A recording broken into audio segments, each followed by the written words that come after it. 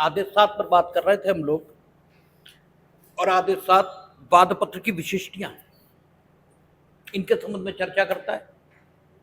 और ये बात हो रही थी कि आदेश 7 नियम 1 उसमें वाद पत्र की जो सामान्य विशिष्टियां वो क्रमानुसार लिखी गई है कि सबसे पहले आपको क्या लिखना है, उसके बाद क्या लिखना है, उसके बाद क्या लिखना है। उसके बाद 7(2) यानी आदेश 7 नियम 2 में धन संबंधी जो स्पेशल वाद लाए जाएंगे, तो सिर्फ और सिर्फ धन संबंधी वादों का जिक्र कर रहा है। और उसने कहा था कि धन की वसूली चाहते हैं तो आपको ठीक ठीक रकम वाद पत्र में ये वर्णित करनी होगी। ये अनुमानित रकम, जहां कैलकुलेटेड नहीं है वहां अनुमानित रकम ये वर्णित करनी होगी। आदेश 7 नियम 3 वो भी सामान्य बात कर रहा था कि अचल संपत्ति के संबंध में मुकदमा ला रहे हैं तो आइडेंटिफिकेशन ऑफ द प्रॉपर्टी ये हो सके। इससे सीधा सीधा आप क्या करेंगे, जो प्रॉपर्टी आइडेंटिफाई करने के लिए सर्वे नंबर वगैरह हो सकता है, उस सारी चीज को उल्लिखित करेंगे। अन्यथा इमूवेबल प्रॉपर्टी के संबंध में डिग्री ये भी हो जाएगी, तो भी ये निश्चित करना कठिन हो जाएगा कि डिग्री आखिर किस अचल संपत्ति के संबंध में हुई है। तो डिग्री के निष्पादन में कठिनाई ये उत्पन्न होगी। इसलिए जिस समय आप सिविल सूट फाइल करेंगे और सिविल सूट इंस्टीट्यूट करने के लिए वाद पत्र उपस्थित करेंगे, उसी समय आपसे अपेक्षित है कि आप प्रॉपरली डेजिग्नेट करें अचल संपत्ति को, ताकि डिग्री होने पर उसकी पहचान ये मुश्किल न रहे। और यह आवश्यकता आदेश 7 नियम 3 उसमें उल्लिखित की गई थी। आदेश 7 नियम 4 वो कह रहा था जब आप प्रतिनिधि की हैसियत में मुकदमा लाते हैं तब आपको क्या करना है, रिप्रेजेंटेटिव सूट, ये हम लोगों ने देखा था आदेश 1 नियम 8, वहां आपको प्रस्तुत करने की स्वतंत्रता ये दी गई थी। और ये कहा गया था कि रिप्रेजेंटेटिव सूट उसी सूरत में फाइल करेंगे आप जबकि आपको स्वयं वाद कारण में हित प्राप्त रहे। अगर अन्यों को हित प्राप्त है किंतु आपको वाद कारण में कोई हित नहीं है, तो you can not institute the representative suit. No doubt you may file the PIL, public interest litigation, but you can not file the representative suit, क्योंकि प्रतिनिधिवाद इसे दायर करने के लिए जो सबसे जरूरी चीज है वो क्या है कि आपका स्वयं का हित यह वाद की विषय वस्तु में होना ही चाहिए। और रिप्रेजेंटेटिव सूट ये फाइल भी आप तभी करेंगे जबकि न्यूमरस पर्सन, असंख्य होना जरूरी नहीं है। ऐसा आवश्यक नहीं है कि वो सारे लोग जो बात की विषय वस्तु में हित रखते हैं वे गिने जा सकने योग्य न हो, किंतु इतना जरूर होना चाहिए कि उनकी संख्या कई सारे लोगों की होनी चाहिए, यानी असंख्य भले ही ना हो लेकिन फिर भी बहुत अधिक होनी ही चाहिए। और जो वादी के तौर पर न्यायालय के समक्ष आ रहे हैं उसे बात की विषय वस्तु में हित होना ही चाहिए। तो प्रतिनिधि बात जब आप फाइल करने आ रहे हैं तो आप क्या करेंगे, आदेश 7 नियम 4 इसका ध्यान रखेंगे, क्योंकि आप जो कुछ कहेंगे उसी के माध्यम से न्यायालय आपकी बात को जानेगा। न्यायालय यानी बैठा हुआ पीठासीन अधिकारी ज्योतिषी नहीं है जो आपका चेहरा देखकर अनुमान लगा लेगा। आपको सारी बातें वाद पत्र में उल्लिखित करनी ही होंगी और प्रक्रिया का काम ही यही है कि सब कुछ ठीक प्रकार से हो, इसको सुनिश्चित करना, और इसको सुनिश्चित तभी किया जा सकता है जब प्रावधान ये बना दिया जाए। अन्यथा कुछ लोग तो करेंगे, कुछ करेंगे ही नहीं।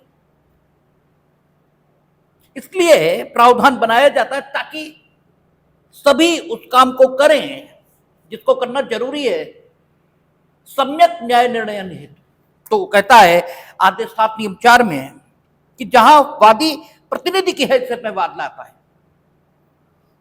वहां वाद पत्र में न केवल यह दर्शित होगा कि उसका विषय वस्तु में वास्तविक विद्यमान हित है, वरन यह भी दर्शित होगा कि उसने संप्रक्त वाद के संस्थित किए करने के लिए उसको समर्थ बनाने के लिए आवश्यक कदम यदि कोई उन्हें वो उठा चुका है।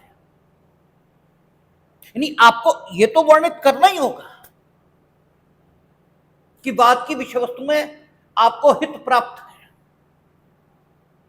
अब वो हित विद्यमान हित है, भविष्य में आपको प्राप्त होगा ऐसी बात नहीं। क्योंकि जब हम लोग ट्रांसफर ऑफ प्रॉपर्टी एक्ट पढ़ेंगे तो देखेंगे वहां 2 प्रकार के हित संपत्ति में, एक निहित हित है, एक समाश्रित हित है। ठीक है, और समाश्रित हित घटनाओं के घटित होने पर आश्रित है,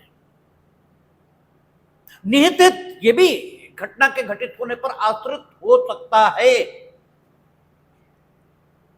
जब हम लोग टीपीए पढ़ेंगे तो देखेंगे, मेरा ख्याल है धारा 19 और 20 यही निहित हित तो समाश्रित हित को परिभाषित करेंगे। तो वहां ऐसा नहीं है कि निहित हित घटना के घटित होने पर आश्रित नहीं हो सकता, हो सकता है,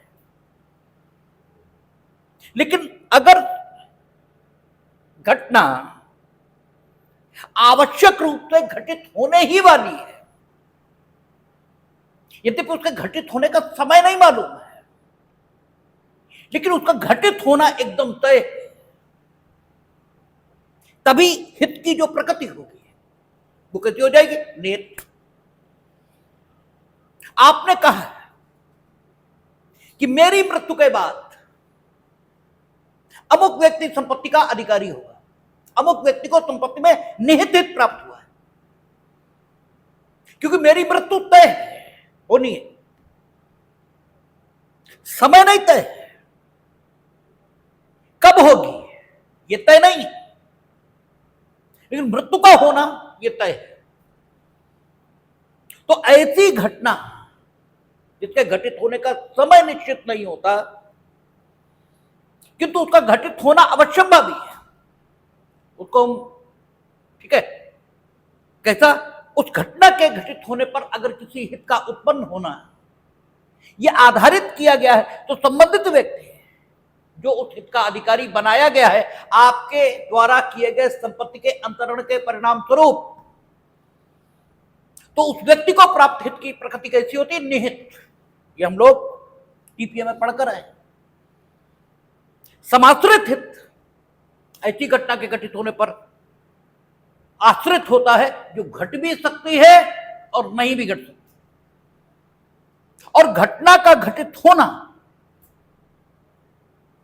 अगर स्वयं अंतरणकर्ता की मर्जी पर निर्भर है, ठीक है, तो फिर जो हित आप दे रहे हो वो निष्फल हो जाता है, फिर उसका कोई मतलब नहीं, क्योंकि फिर तो आपकी मर्जी पर ही है।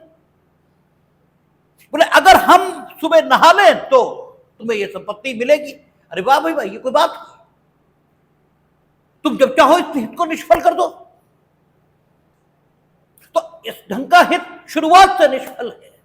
हाँ, आप ये कह सकते हैं अगर तुम एलएलबी पास हुए तो अमुक संपत्ति आपको प्राप्त होगी, ये ठीक है। इससे अंतिरति को जो हित मिला है, यानी जिसके पक्ष में संपत्ति का अंतरण हुआ उसे अंतिरति कहते हैं, और जो संपत्ति का अंतरण करता है उसे अंतरणकर्ता कहते हैं। अब जो अंतिरति को हित प्राप्त हो रहा है उसकी प्रकृति कैसी है? समाश्रित। तो समाश्रित हित जब मिलता है किसी को भी, तो उसका बाद की विषय वस्तु में विद्यमान हित ये नहीं हो सकता, ठीक है। हालांकि रिप्रेजेंटेटिव सूट के संबंध में, रिप्रेजेंटेटिव सूट के संदर्भों में हमें ये उदाहरण नहीं देना चाहिए, क्योंकि संपत्ति की बाबत रिप्रेजेंटेटिव सूट फाइल नहीं होगा, क्योंकि संपत्ति में असंख्य व्यक्तियों का हित नहीं हो सकता, ठीक है ना, नॉर्मली। लेकिन आप विद्यमान हित, इस शब्द को समझने के लिए इस उदाहरण का उपयोग कर सकते हैं कि वादी अगर रिप्रेजेंटेटिव सूट फाइल कर रहा है तो उसे वाद की विषय वस्तु में विद्यमान हित ये प्राप्त है, इस प्रकार का अभिवचन करना ही होगा। और अभिवचन आपको मालूम है, धारा 26 कह रही थी कि प्लेंट शपथ पत्र से समर्थित होगा। वो आपकी इसी प्रकार की हरकत के इलाज के लिए जोड़ा गया सेक्शन है 26 सब सेक्शन 2 हम लोगों ने देखा था। प्रत्येक सिविल वाद पत्र उपस्थित करके संसित किया जाएगा। और 26(2) कहता था कि वाद पत्र में किए गए कथन शपथ पत्र से समर्थित होंगे। मीनिंग देयर बाय आप सिर्फ कथन करेंगे ये नहीं, होना ही चाहिए आपको विद्यमान हित वाद की विषय वस्तु में, ठीक है। तो वाद की विषय वस्तु में न सिर्फ आपको विद्यमान हित होना चाहिए, साथ ही साथ ये कथन करने के साथ ही आप वाद पत्र में यह भी कथन करेंगे कि अगर आदेश 1 नियम 8 आपको इस प्रकार का मुकदमा प्रस्तुत करने के लिए किन्हीं और आवश्यकताओं की पूर्ति करने के लिए अपेक्षित करता है, तो आप वो सारी चीजें, वो सारी अपेक्षाओं की पूर्ति कर चुके हैं, ऐसा भी आप उल्लेख करके चलेंगे। If you are going to file the representative suit, ठीक है ना। अगला कहता है कि प्रतिवादी के हित और दायित्व का दर्शित किया जाना। आप ये भी लिखेंगे कि प्रतिवादी को क्या वाद की विषय वस्तु में किसी प्रकार का हित प्राप्त है, यह वाद की विषय वस्तु में या उसके संबंध में प्रतिवादी का कोई दायित्व है, यह भी आप उल्लिखित करेंगे ताकि यह पता लग सके कि आखिर आपके द्वारा वाद की विषय वस्तु में प्राप्त हित के आधार पर जिस वाद कारण का आपके पक्ष में उत्पन्न होना कहा जाता है वो उत्पन्न हो भी सकता है या नहीं। आप प्रतिवादी पर मुकदमा लाए कि ये हमारा मकान नहीं खाली करते, कौन है प्रतिवादी ये तो लिखिए, क्योंकि आपके इस कथन से तो प्रतीत हो रहा है वो अतिचारी है, आपके इस कथन से तो प्रतीत होता है कि वो अतिचारी है। और अगर अतिचारी है तो प्रोसेस अलग हो जाएगा, ठीक है। अगर अतिचारी है तब कहां आएगा, सेक्शन 5 ये सारे वगैरह में, ठीक है। ये अतिचारी है और हमें संपत्ति में हित प्राप्त है, ठीक है। हमें संपत्ति में हित प्राप्त है, हम स्वामी हैं, पट्टेदार हैं, बंधकदार हैं, ठीक है। तो हम संपत्ति का उपभोग करेंगे, आप थोड़ी करोगे, ठीक है। तो जब ये अतिचारी हैं तब बात अलग, तब कानून अलग हो गया, प्रक्रिया अलग हो गई। और अगर वो लाइसेंसी है तो आप कह के आओ कि हमने लाइसेंस रिवोक किया, कब किया बताइए भाई। अगर लाइसेंस रिवोक हुआ ही नहीं और वो लाइसेंसी है, ठीक है। लाइसेंसी कौन है संपत्ति के संदर्भों में, ये हम लोग देख के आए हैं कहां, इंडियन ईजमेंट एक्ट, भारतीय सुखाधिकार अधिनियम, मेरा ख्याल है धारा 52 था, ठीक है, सुखाधिकार अधिनियम की, जो अनुज्ञप्ति को परिभाषित कर रही थी। क्या है लाइसेंस अचल संपत्ति के संबंध में, तो अचल संपत्ति के संबंध में लाइसेंस को परिभाषित करते हुए सेक्शन 52, जहां तक हमें याद पड़ता है सेक्शन 52 ही है, कहता था कि जब आप किसी संपत्ति के संबंध में या किसी संपत्ति पर कोई काम कर रहे हो तो वो काम आपको जिस अनुमति के आधार पर वैध रूप से करने की स्वतंत्रता मिली है, अर्थात आप अगर किसी संपत्ति में या किसी संपत्ति पर कोई काम कर रहे हो और वो काम किसी अनुमति के कारण अवैध रूप से किया जा रहा है, ये नहीं कहा जा सकता, तो उस अनुमति को ही लाइसेंस कहा जाता है, अनुज्ञप्ति ये कहा जाता है। हमने उदाहरण दिए थे उस समय। आपके घर में घुस के कोई भी पुताई करना शुरू करते हैं, वो ऐसा नहीं कर सकता, और अगर ऐसा करेगा तो अवैध होगा, लेकिन आपकी अनुमति से वो आपके घर में घुसता है और पुताई करता है। तो पुताई करना, ये पुताई करने के लिए घर में प्रवेश, ये चूंकि आपकी अनुमति के आधार पर हो रहा है, इसलिए उसे लाइसेंसी ये माना जाएगा और इस अनुमति को लाइसेंस कहा जाएगा। आप मेरी अनुमति से इस कमरे में बैठे, इसलिए आप मेरे लाइसेंसी हैं।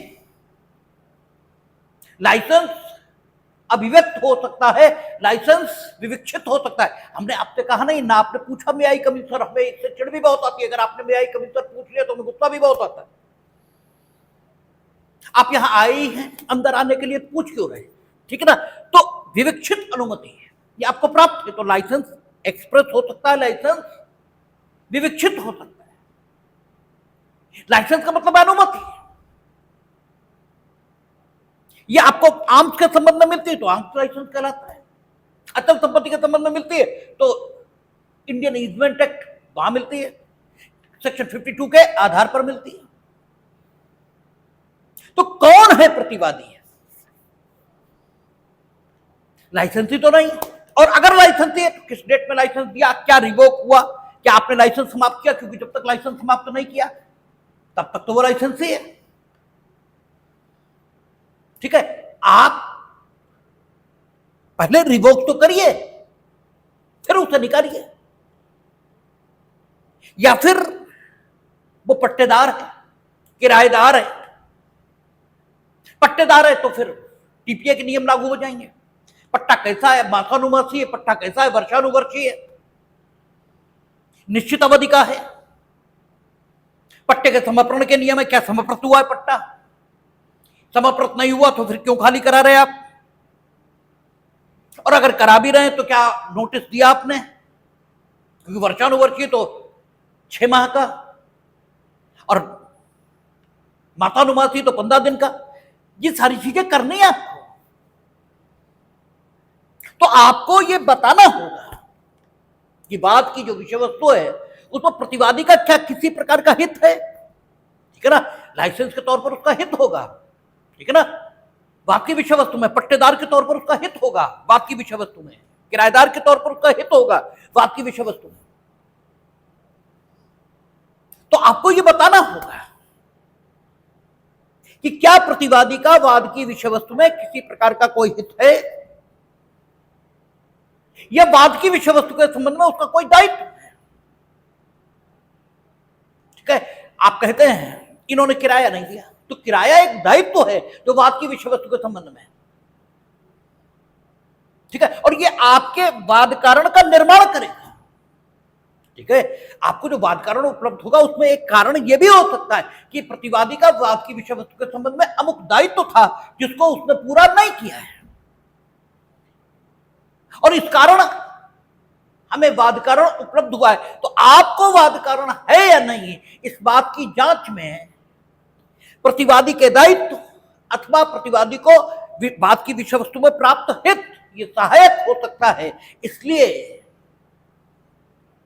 आदेश 7 नियम 5 में यह अपेक्षा की गई है कि अगर वादी ने वाद पत्र प्रस्तुत किया है और प्रतिवादी का वाद की विषय वस्तु में किसी प्रकार का कोई हित है अथवा हित रखने का वो दावा करता है, ये भी हो सकता है हित न हो लेकिन वो हित रखने का दावा करता हो प्रतिवादी, ठीक है ना? आप कहते हो हम मालिक, वो कहता है हम मालिक, ठीक है ना? तो प्रतिवादी किसी हित का क्या दावा करता है और वह वादी की मांग का उत्तर देने के लिए अपेक्षित किए जाने का दायी है। क्या यह स्थिति है? ठीक है ना। आप लिखोगे कि वाद की विषय वस्तु में या तो ये इस हित का दावा करते हैं या इनका यह दायित्व और इन्हें यह हित प्राप्त है, और वाद की विषय वस्तु के संबंध में ये मेरे प्रति है, ठीक है, अपने द्वारा कृत दावे के संबंध में उत्तरदायी, अर्थात मकान मेरा है और ये कहते ये है क्या मेरा, ठीक है ना। तो ये आप लिख कर आओगे कि अवैध रूप से अमुक संपत्ति जो कि मेरी है उसे समाज में अपना कहकर प्रचारित करते हैं, जिसे विधि सम्मत ढंग से न सिर्फ रोका जाना चाहिए बल्कि मेरे हित की रक्षा के लिए रोका जाना जरूरी है। ठीक है, तो आप ये सारी चीजें लिख कर आओगे। इसीलिए उसने कहा कि वाद पत्र में यह दर्शित किया जाएगा कि प्रतिवादी विषय वस्तु में हित रखता है या रखने का दावा करता है और वह वादी की मांग का उत्तर देने के लिए अपेक्षित किए जाने का दायी है। ये आप लिखोगे और वहां जब आप वाद पत्र देखोगे तो उसमें लिखा होता है कि ये स्वयं को मेरा भागीदार दर्शित करते हैं और भागीदार के तौर पर लोगों से हम व्यवहार करते हैं और अंततः उसके कारण से हमें लोगों के प्रति दायित्व के अधीन किया जा सकता है, इसलिए इन्हें रोक दिया जाए। ठीक है ना, कि ये इस प्रकार के कृत्य समाज में न करे। तो आपने ये उल्लिखित किया वाद पत्र में कि ये मेरी फर्म में भागीदारी के हित का दावा करते हैं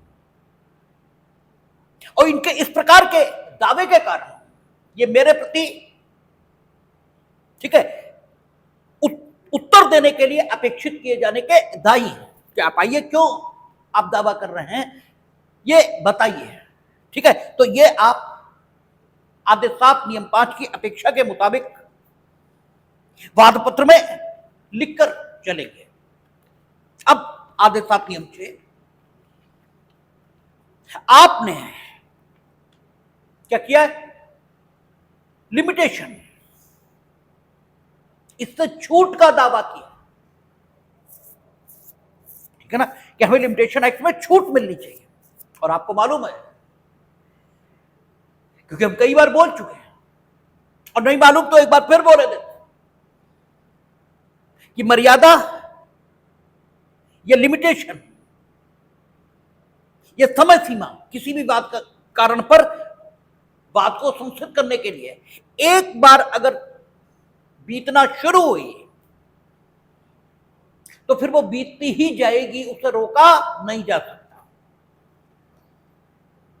ठीक है, और मर्यादा का बीतना किस दिन से प्रारंभ होता है?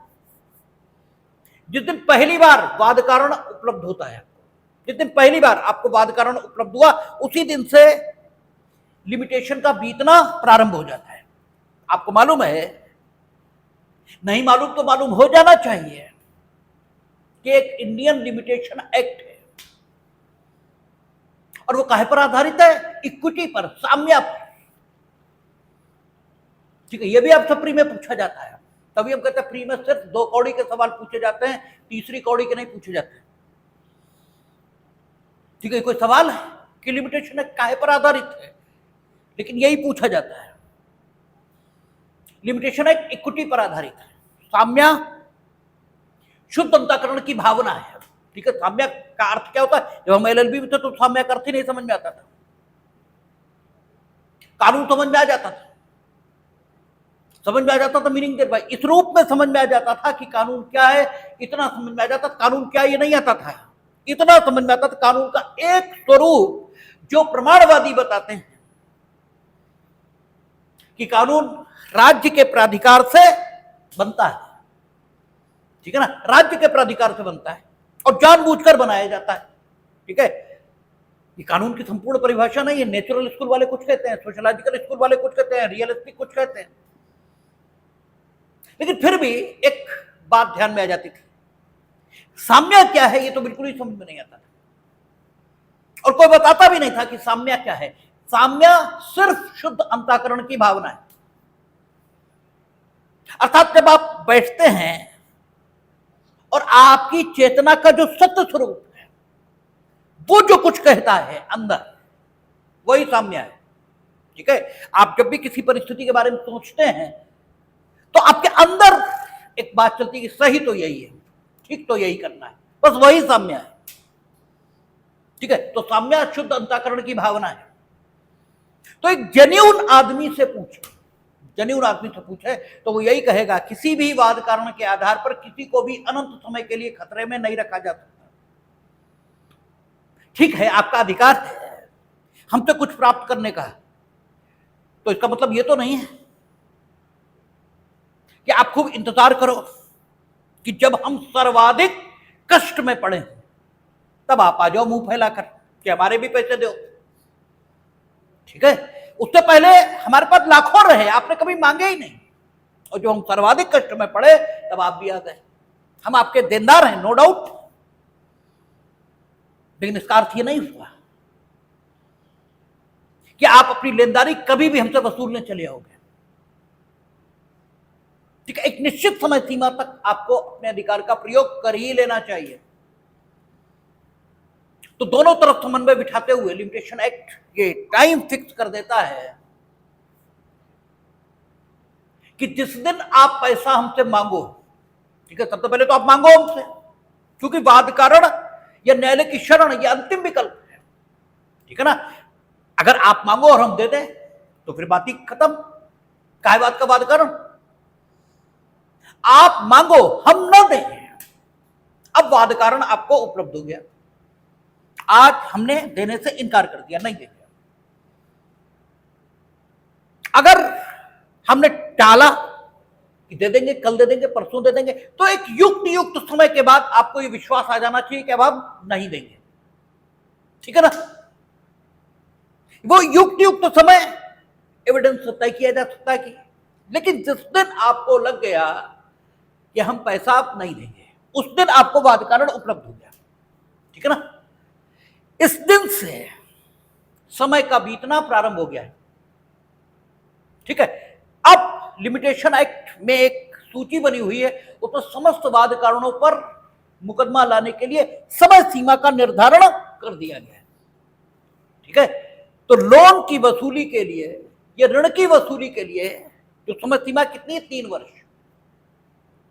तो आज से 3 वर्ष का समय आपके पास है कि आप मेरे खिलाफ मुकदमा फाइल करो,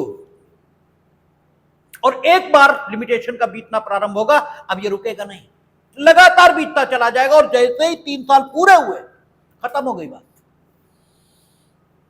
अगर इन 3 सालों में आपने हमारे खिलाफ मुकदमा दायर नहीं किया तो अब आपका ऋण तो है मेरे ऊपर, लेकिन ये ऋण कैसा हो गया, काल बाधित हो गया, इसे टाइम बार्ड लोन कहेंगे, और अब आप इसे हमसे मुकदमा लाकर वसूल नहीं सकती।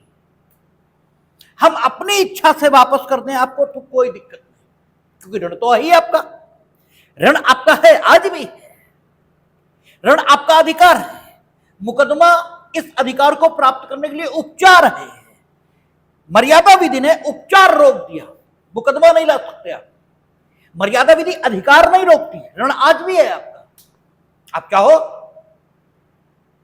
ठीक है, तो मुकदमा लाकर हमसे ऋण नहीं वसूल सकते, लेकिन अगर हम खुद अपनी इच्छा से आपको ऋण वापस दे दें और बाद में हम मुकदमा लाएं इस बात को लेकर कि साहब वो तो हम गलती से इनका टाइम बार्ड लोन वापस कर गए, इनसे हमारा पैसा वापस दिला दिया जाए क्योंकि हम तो वसूल नहीं सकती थी, तो अदालत हमें भगा देगी, क्योंकि अधिकार आपका था, अधिकार समाप्त नहीं हुआ। अगर अधिकार समाप्त हो जाए तब स्थिति क्या होगी कि अगर हमने वो वापस भी कर दिया तो भी हम मुकदमा लाकर आपसे वसूल सकेंगे, लेकिन अधिकार जिंदा था आपका। उस अधिकार का सम्मान आप उपचार प्राप्त करके अर्थात मुकदमा लाकर नहीं कर सकती थी, ये नहीं करवा सकती थी, लेकिन अपनी इच्छा से हमने कर दिया। तो चूंकि अधिकार आपका बना हुआ था, इसलिए सेक्शन 72 इंडियन कॉन्ट्रैक्ट एक्ट लागू हो जाए और भूल चूक लेनी देनी के आधार पर संविदा सुदृढ़, क्योंकि 72 हम लोग देखेंगे, सेक्शन 72 कॉन्ट्रैक्ट हम लोग पढ़ ही रहे हैं। सेक्शन 72 कॉन्ट्रैक्ट एक्ट क्या कहता है? कहता है कि यदि भूल से या प्रपीड़न के परिणाम स्वरूप किसी व्यक्ति ने किसी को कुछ दे दिया है, तो इस लेनदार और देनदार के बीच संविदा सदृश संबंध माना जाएगा। ऐसा मान लिया जाएगा मानो दोनों के बीच संविदा हुई है, यद्यपि नहीं हुई, क्योंकि संविदा कैसे होगी? प्रस्थापना, प्रतिग्रहण आदि आदि सब कुछ होना चाहिए, यहां कुछ भी नहीं है। लेकिन सेक्शन 72 कहता है कि अगर भूल से या प्रपीड़न के परिणाम स्वरूप किसी ने किसी को कुछ दे दिया, तो इन दोनों व्यक्तियों के बीच संविदा सदृश संबंध माना जाएगा। और जो लेनदार है वो उससे अपनी वस्तु की वसूली कर सकेगा। तो हम ये कहें कि हमने तो भूल से टाइम बार्ड लोन दे दिया, इससे सेक्शन 72 इंडियन कॉन्ट्रैक्ट एक्ट के मुताबिक हमें और इनमें लेनदार और देनदार का संबंध मान लिया जाए और इनसे मैं लोन वापस करा दिया जाए, तो ये बात मेरी नहीं मानी जाएगी, क्योंकि अधिकार जिंदा है। और ये हमने जानबूझकर आपको बताया है। सत्या इंटरव्यू में गई थी जेके, तो यही पूछा था और यही खूब पूछते हैं, ठीक है, इसीलिए बताया है जानबूझकर। कोई जरूरी नहीं होता कि हर बात सिस्टम से बताई जाए, वो तो जब बात आ गई तो बता दी। तो अधिकार ये जीवित है, उपचार पर रोक लग गई।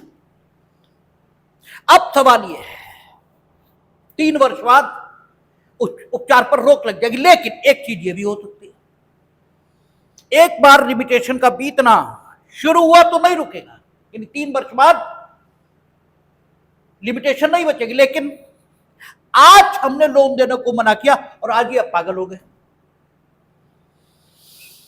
आज ही आप पागल हो गए, ठीक है ना।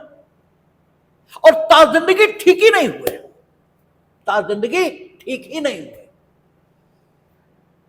उसके बाद आपके उत्तराधिकारी है, तो आपकी समस्त संपत्ति आपकी मृत्युपरांत बिना किसी अंतरण की प्रक्रिया से, विधि के प्रभाव से आपके उत्तराधिकारियों में निहित हो गई, ठीक है। अब ये जो लोन था जो आपको हमसे वसूली योग्य था, ठीक है, क्योंकि वो लोन हमने देने से इनकार कर दिया था, ठीक है ना, और दुर्भाग्य से आप उसी दिन पागल हो गए, दुर्भाग्य से आप उसी दिन पागल हो गए। तो ये लोन आपकी संपदा के रूप में आपके उत्तराधिकारियों में निहित हो गया, ठीक है ना। और आप पागल होकर लगभग 20 साल, 25 साल, 30 साल जिंदा रहे और इस 30 साल में कभी ठीक नहीं हुए, ठीक है। आज वाद कारण उत्पन्न हुआ था, आज ही आप पागल हो गए। तो साल में कितने दिन होते हैं? 365 दिन। आज का दिन घटा दिया जाएगा, क्योंकि आज तो आप ठीक थे ना। अब आपके जो उत्तराधिकारी आएंगे उन्हें 2 साल 364 दिन मिलेंगे, ठीक है। 2 साल 364 दिन में उन्हें मुकदमा लाना है। 30 साल आप पागल रहे तो आप वो क्या करेंगे? जब मुकदमा फाइल करेंगे तो लिमिटेशन एक्ट में छूट का दावा करेंगे, छूट का दावा। वो कहेंगे ये ठीक है कि वाद कारण दिनांक 27, दिनांक आज 28 है, दिनांक 28 अप्रैल 2026 को हमें उपलब्ध हुआ, ऐसा ही है। वाद कारण हमें दिनांक 28 अप्रैल 2026 को उपलब्ध हुआ और आज हम 30 साल बाद 28 अप्रैल 2056 को मुकदमा ला रहे हैं। लेकिन इन 30 वर्षों में, ठीक है, हम जिनके उत्तराधिकारी हैं वे पागल रहे, ठीक है, और उन्हें अमुक दिवस को वाद कारण उपलब्ध हुआ तो उसके बाद लगातार वे पागल रहे, इसलिए लिमिटेशन का बीतना रुक गया, ठीक है ना। यूं तो सामान्य नियम यही है कि लिमिटेशन एक बार बीतना प्रारंभ हुई तो बीतती ही चली जाएगी। लेकिन जब आप लिमिटेशन एक्ट पढ़ेंगे तो धारा 4 से लेकर, ठीक है, और मेरा ख्याल है 22-23 तक कुछ स्थितियां बताई गई हैं जिनमें लिमिटेशन का बीतना रुक जाता है, ठीक है ना। और ये वही स्थिति है जिसमें लिमिटेशन का बीतना रुक जाएगा क्योंकि जिसे दायर करना था मुकदमा वो निर्योग्य हो गया, ठीक है ना, और वो निर्योग्यता उसके पूरे जीवन चलती रही। और ये भी हो सकता है कि आपके जो उत्तराधिकारी वो भी पागल हो जाएं और ताजिंदगी वो भी पागल रहे, ठीक है। यह भी हो सकता है कि आपकी मृत्यु के समय आपके उत्तराधिकारी अवयस्क हो, तो जब वो वयस्कता प्राप्त करेंगे तब उन्हें यह वाद कारण उपलब्ध होगा। और ये सारा टाइम जो बीच में बीत गया, ये 3 साल से ज्यादा भले ही है, लेकिन वे लिमिटेशन एक्ट में वर्णित प्रावधानों के आधार पर छूट का दावा करेंगे और वो छूट उन्हें मिलेगी, ठीक है। तो छूट का दावा अगर वादी का है किसी भी आधार पर, तो वो भी उसे वाद पत्र में लिखना होगा। कहता है जहां वाद परिसीमा विधि द्वारा विहित अवधि के अवसान के पश्चात संस्थित किया जाता है, ठीक है। 3 साल के बाद संस्थित होगा ना भाई, 3 साल के बाद ये मुकदमा संस्थित होगा, ठीक है। तो कहता है जहां वाद परिसीमा विधि द्वारा विहित अवधि के अवसान के पश्चात संस्थित किया जाता है, वहां वाद पत्र में वह आधार दर्शित किया जाएगा जिस पर ऐसी विधि से छूट पाने का दावा किया गया है, ठीक है। तो आप लिख कर आएंगे कि वाद कारण तो 28 अप्रैल 2026 को उपलब्ध हो गया था, क्योंकि 28 अप्रैल 2026 को इन्होंने पैसा देने से इनकार कर दिया, लेकिन बीच में 30 साल ये पागल रहे, और जब इनकी मृत्यु हुई तो हम छोटे थे, अवयस्क, इतने वर्ष में हमें वयस्कता प्राप्त हुई, एक दिन उधर बीत चुका था, और जिस दिन हम वयस्क हुए उसके अगले दिन हम मुकदमा ले आए, और उससे 3 साल हमें मिलने चाहिए थे, तो हमें यह मुकदमा लाने का हक है।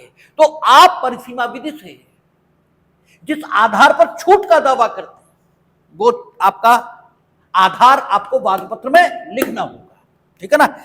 परंतु न्यायालय वादी को वाद में न दिए गए किसी आधार पर यदि ऐसा आधार वाद में उपवर्णित आधारों से असंगत नहीं है, तो परिसीमा विधि से छूट का दावा करने की अनुमति दे सकेगा, ठीक है।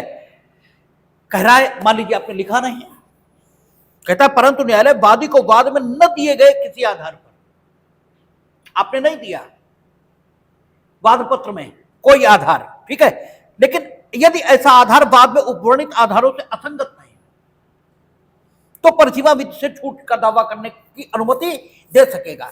आपने दावा ही नहीं किया न्यायालय में परिसीमा विधि से छूट का। एविडेंस में यह आ गई बात कि हां परिसीमा विधि से आपको छूट मिलनी चाहिए, ठीक है, तो न्यायालय दे देगा।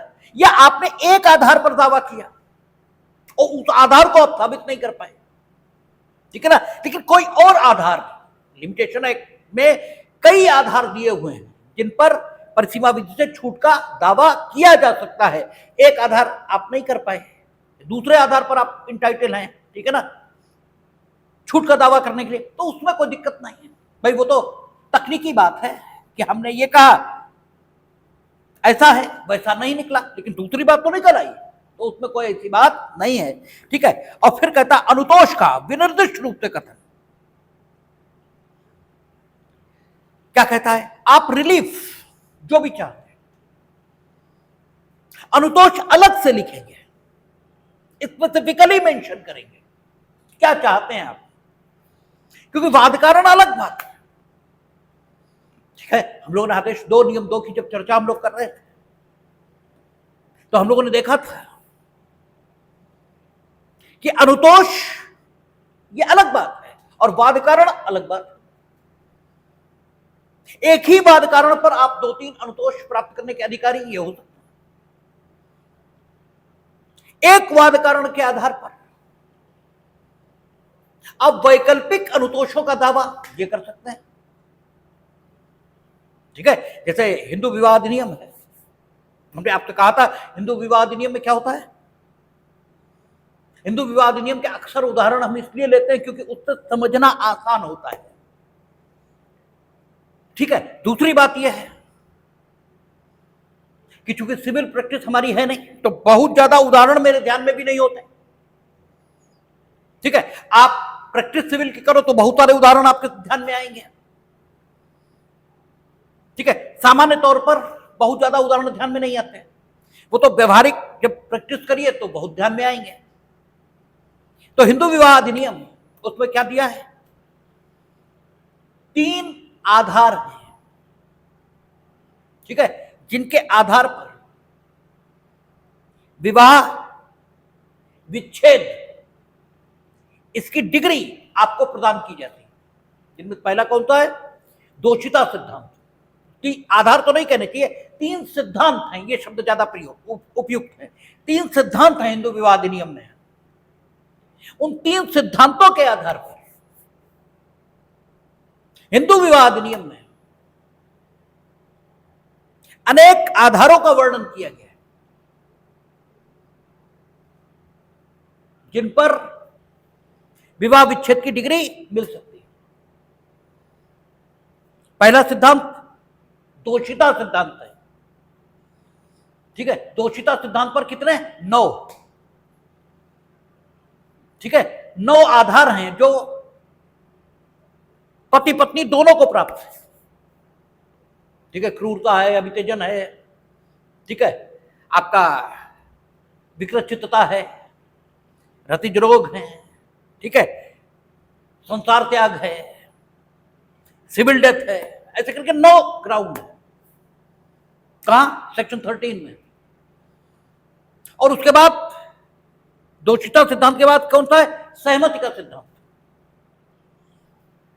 उस पर सहमति के आधार पर विवाह विच्छेद, वो कहां है? Section 13B। और तीसरा विवाह के असमाधेय भंग का सिद्धांत, वो कहां दिया? सेक्शन 13(1)A वहां दिया है। 4 आधार वहां दिए हैं। विवाह का असमाधेय भंग, यानी विवाह का ऐसा भंग हो गया जिसका समाधान अब संभव नहीं है।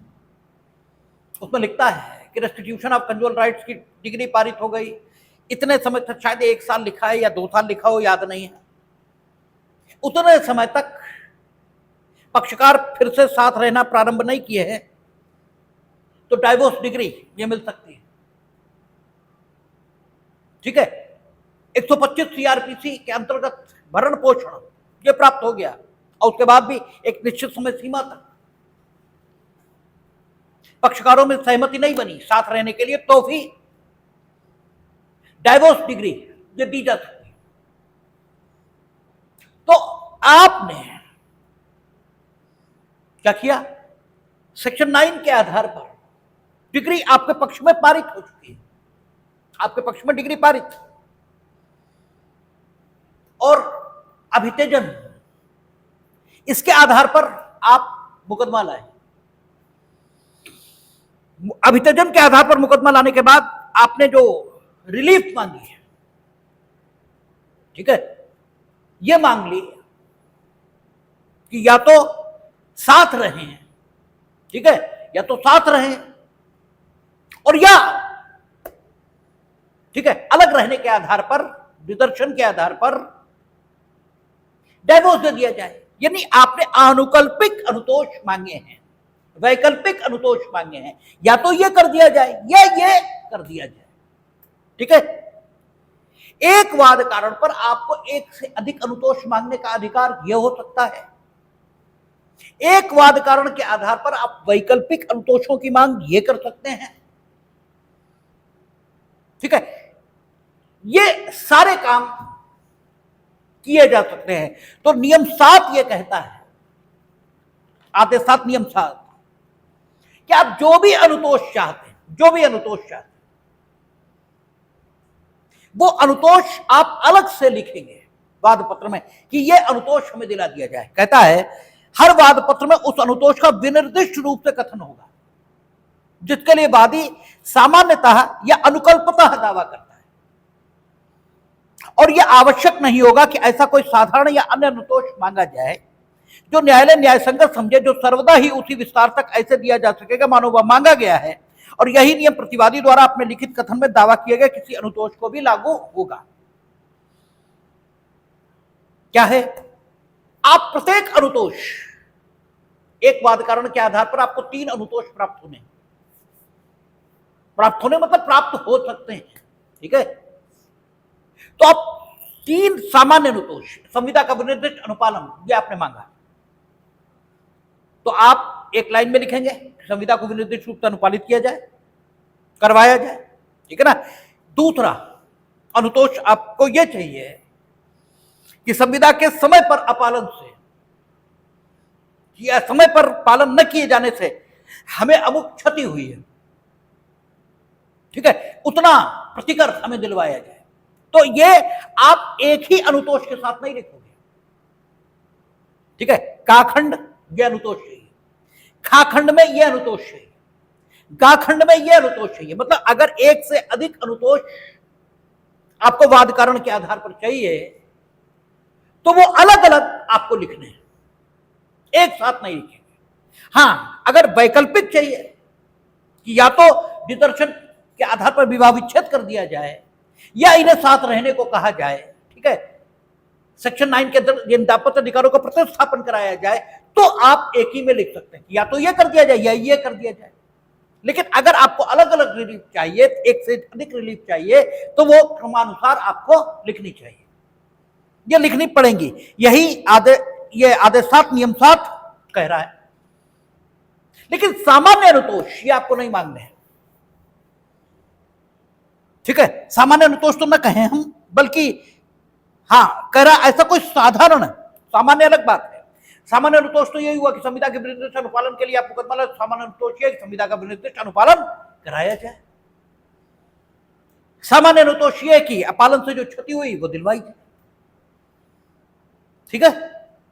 सामान्य अनुतोष तो यह हुआ, लेकिन कहता साधारण या अन्य अनुतोष, साधारण या अन्य अनुतोष ये अलग, ये मांगने की जरूरत नहीं है। तो साधारण या अनुतोष हुए कौन से? जैसे हम लोग सेक्शन 35 पे अभी नहीं पहुंचेंगे, देखेंगे सीपीसी में। तो सेक्शन 35 कहेगा कि खर्चे बाद के या विलंब कारित करने के लिए खर्चे ये दिलवाए जाएंगे, ठीक है।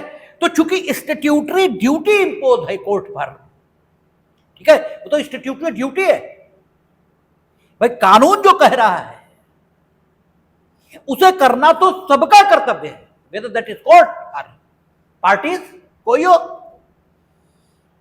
तो अगर स्टैट्यूट ही ये कह रहा है कि आप खर्चे दिलवाएंगे, तो इसे अलग से मांगने की कोई जरूरत नहीं है, ठीक है ना।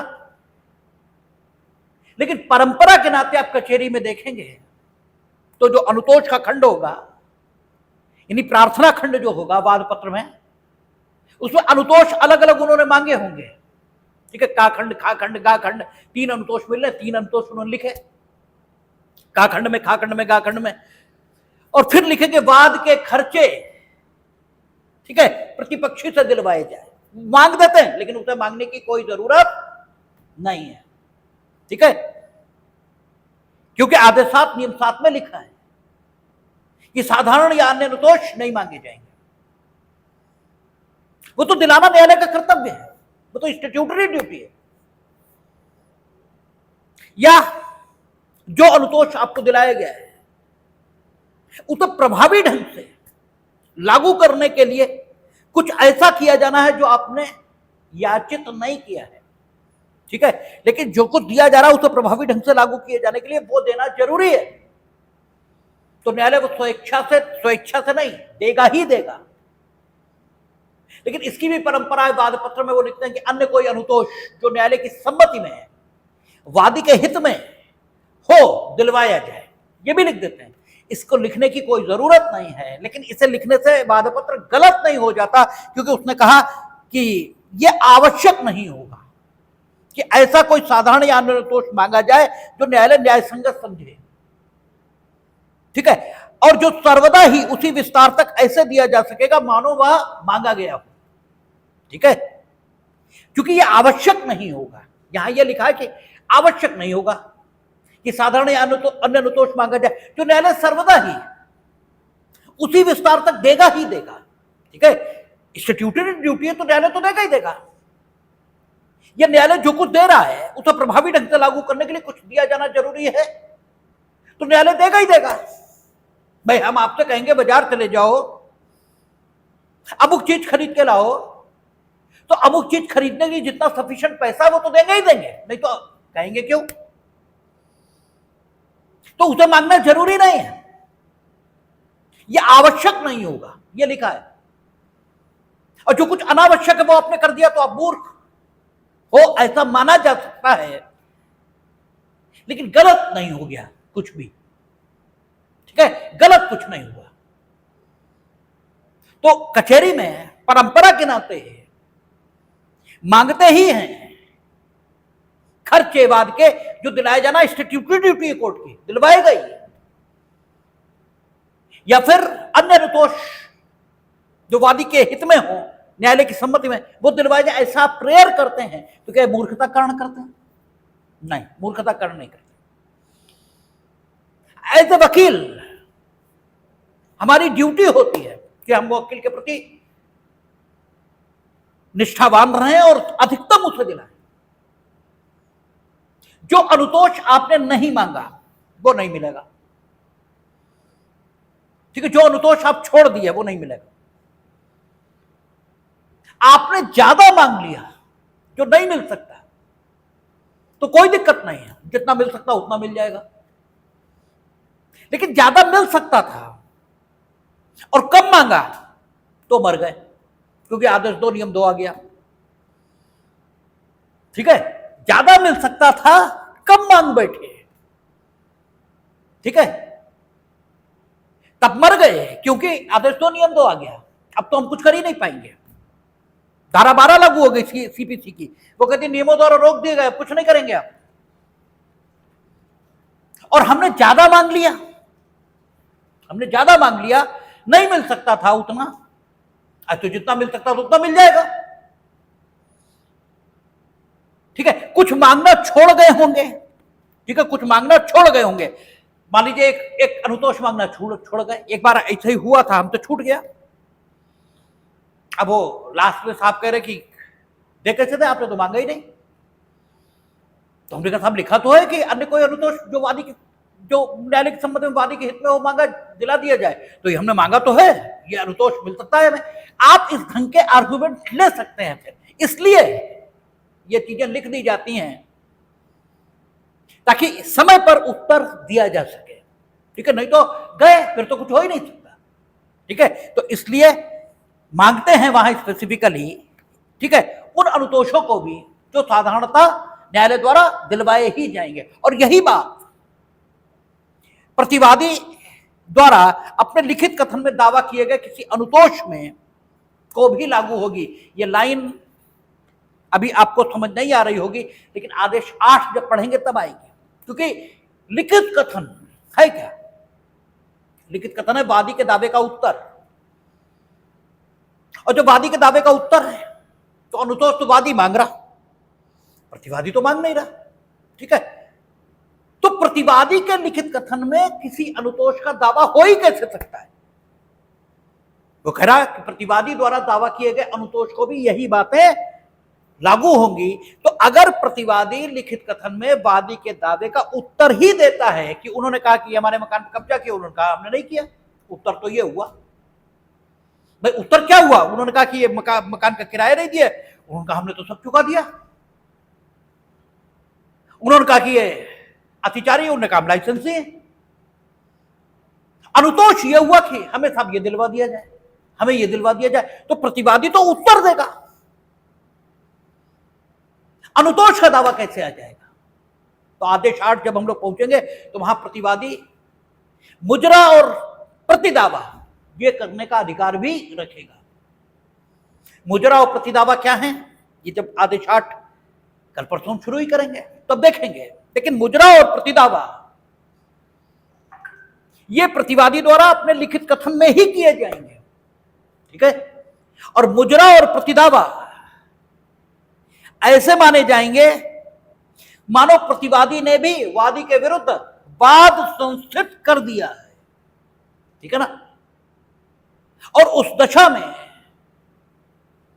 प्रतिवादी द्वारा जो लिखित कथन प्रस्तुत किया जाएगा वो एक अर्थ में लिखित कथन भी होगा और एक अर्थ में वाद पत्र भी होगा, ठीक है ना। एक अर्थ में वो वाद पत्र भी होगा, प्रतिदावा और मुजरा, इसके लिए वो वाद पत्र माना जाएगा, ठीक है। और शेष वादी के वाद के लिए वो लिखित कथन भी माना जाएगा। तो जब वो अपने लिखित कथन के माध्यम से मुजरा या प्रतिदावा ये करके वादी के विरुद्ध वाद संस्थित कर सकेगा तो अनुतोष का दावा तो वो भी करेगा, ठीक है। तो अगर उसने कोई प्रतिदावा या मुजरा किया है तो उसने निश्चित तौर पर अनुतोष मांगा होगा लिखित कथन में, ठीक है ना।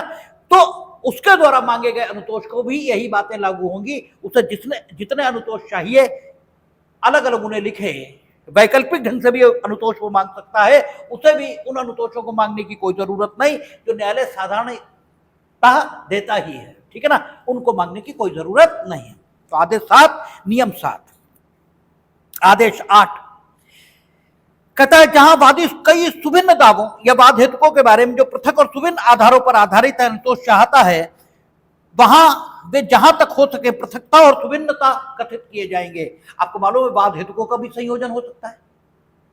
आदेश 2 नियम 3 पढ़ा था हम लोगों ने, वाद हेतुक का संयोजन हो सकता था। आदेश 2 नियम 4 पढ़ा था हम लोगों ने, वाद हेतुकों का संयोजन हो सकता था। आदेश 2 नियम 4 था ना, उनका अचल संपत्ति के संबंध में मुकदमा लाए तो न्यायालय की अनुमति के बिना निम्न वाद हेतुकों के अलावा अन्य कोई वाद हेतुक संयोजित नहीं किया जाएगा। इसका मतलब यह हुआ कि न्यायालय की अनुमति से तो निम्न वाद हेतुकों के अलावा भी संयोजित हो जाएंगे और न्यायालय की अनुमति न भी हो तो निम्न तो संयोजित हो ही जाएंगे। अर्थ तो ऐसे निकलेगा। तो अगर कई वाद हेतुक आपने एक ही मुकदमे में संयोजित कर दिए और उन सभी वाद हेतुकों के आधार पर अनुतोष आप पाएंगे ही पाएंगे, तो सारे अनुतोष आपको अलग अलग लिखने ही चाहिए। नियम 8 इतना ही कह रहा है। आदेश 7 नियम 8 इतना ही कह रहा है। आदेश 7 नियम 9 कह रहा वाद पत्र ग्रहण करने पर प्रक्रिया। अब आपका वाद पत्र ग्रहण हो गया, यानी आदेश 4 नियम 1 और 2 उसके अनुसार ग्रहण हो गया, यानी वाद सिविल वाद संस्थित हो गया, ठीक है। सिविल वाद संस्थित हो गया तो क्या, जहां न्यायालय यह आदेश देता है कि आदेश 5 के नियम 9 से उपबंधित तरीके से प्रतिवादियों पर समनों की तामील की जाए, ठीक है। आदेश 5 नियम 9 हम लोगों ने देखा था, न्यायालय द्वारा समन की तामील है। न्यायालय आदेश दे रहा कि आदेश 5 नियम 9 के मुताबिक प्रतिवादी पर समनों की तामील की जाए। इसका मतलब आदेश 4 नियम 1 के अंतर्गत वाद संस्थित हो चुका है, तभी ऐसा होगा। वाद संस्थित होने के उपरांत ही प्रतिवादी को सम्मन होगा, अदरवाइज होगा ही नहीं।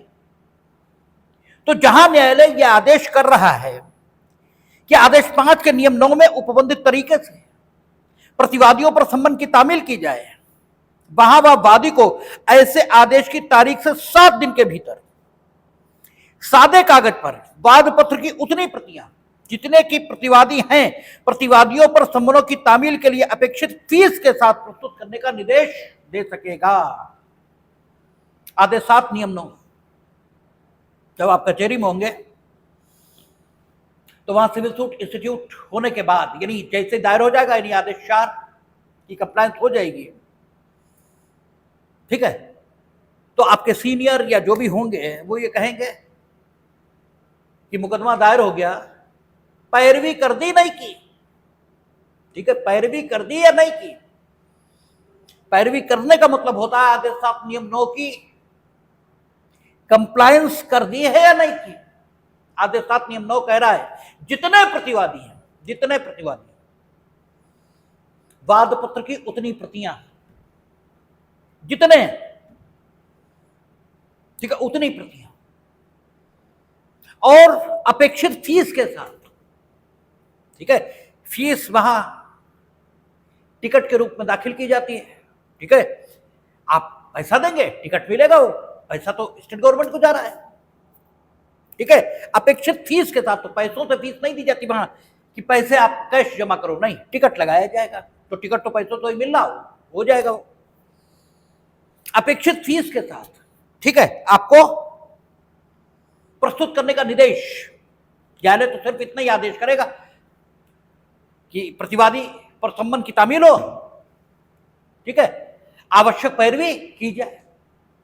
तो आपको ये सारी चीजें वहां प्रस्तुत करनी है आदेश 7 नियम 9 की कंप्लायंस में। और आदेश 7 नियम 9 की कंप्लायंस आपने नहीं की तो अभी हम लोग देखेंगे आदेश 7 नियम 12 होगा या 13 होगा, आपका सूट निरस्त हो जाएगा, ठीक है। आदेश 7 नियम 11 नहीं, नियम 11 12 में होगा, हाँ 11 में है। चाखंड देखें, जहां वादी नियम 9 के उपबंधों का अनुपालन करने में असफल रहता है, ठीक है, तो आपका आदेश 7 नियम 11 में सूट रिजेक्ट हो जाएगा, ठीक है। अनुपालन करने में आप असफल हैं, आपको वाद पत्र की प्रतियां देनी है। और इसीलिए सिविल का मुकदमा महंगा होता है और इसीलिए वहां आरोप लगता है। खैर हम ये नहीं कह रहे कि कोई भी पक्ष बड़ा अच्छा होता है या बड़ा सीधा होता है, वकील ठगते भी हैं, ये भी सही है, और कई बार नहीं भी ठगते। अब आपका वाद पत्र की जितने प्रतिवादी हैं, आपके मुकदमे में 10 प्रतिवादी हैं, वाद पत्र की प्रतियां ये हमें देनी है। कोई सिविल सूट हो कम से कम 4-5 पेज में आ पाता है, कोई सिविल सूट हो प्रत्येक प्रतिवादी के लिए। अब एक पे मानिए 4 ही मान लेते हैं, 10 प्रतिवादी हैं, ठीक है, तो 4 पेज आप कराएंगे फोटोकॉपी तो 4 रुपए तो हो ही गए, ठीक है ना। 10 चौक 40 पेज होने तो 40 वो हो गए। हर प्रतिवादी को तलब करने के लिए फीस देनी है, वो शायद 5-10 रुपए जो भी होती हो, ठीक है, तो आपका 10 रुपए भी है तो 10 समन 100 हो गया, 140 हो गए, ठीक है।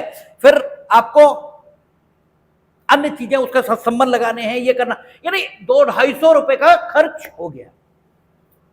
और एक बार में तामील ना हुआ, दोबारा करिए, ठीक है, फिर हो सकता प्रतिस्थापित तामील करानी पड़े, तो तामील में इतना पैसा खर्च हो जाता है कि आदमी को लगता है कि फ्री ले रहे हैं, अब वो तो वहां उतना होना ही होना है, ठीक है। तो इसलिए सिविल की मुकदमेबाजी थोड़ा महंगी भी होती है। हम ये नहीं कह रहे कि ठग विद्या नहीं होती, वो भी होती है, लेकिन खर्चे हैं भी, ठीक है। तो आदेश 7 नियम 9 अपेक्षा करता है कि वाद पत्र की उतनी प्रतियां ये आप देंगे, न्यायालय इसके लिए आदेश करेगा और आपको दाखिल करनी होगी। अगर आपने प्रस्तुत नहीं की तो फिर आदेश 7 नियम 11 आपका वाद पत्र निरस्त कर दिया जाएगा। करते रहना वाद पत्र का निरस्तीकरण, फिर ठीक है, रिजेक्शन ऑफ द प्लेंट क्या है, डिग्री है, करते रहना अपील, लेकिन हो निरस्त जाएगा, ठीक है। तो यहीं तक रखेंगे, शेष चर्चा कल कर लेंगे, देखेंगे।